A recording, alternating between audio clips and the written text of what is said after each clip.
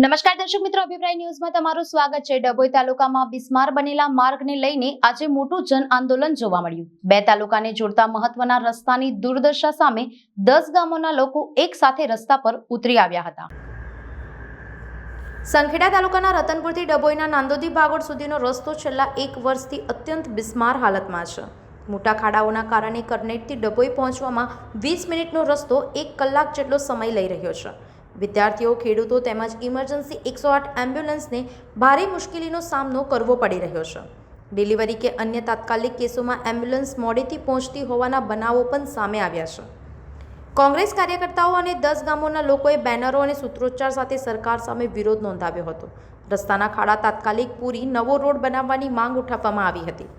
જો વહેલી તકે રોડનું કામ શરૂ નહીં થાય તો ઉગ્ર આંદોલન અને ચક્કાજામ કરવાની ચીમકી પણ આપવામાં આવી છે।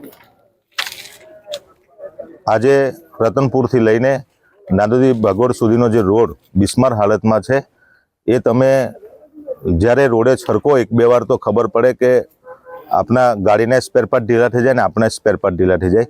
રોજે રોજ અહીંના વિદ્યાર્થીઓ, ખેડૂતો, રોજગાર ધંધાવાળા રોજે રોજ એથી છરકવાનું હોવાથી ઘણી મુશ્કેલીનો સામનો કરવો પડે છે।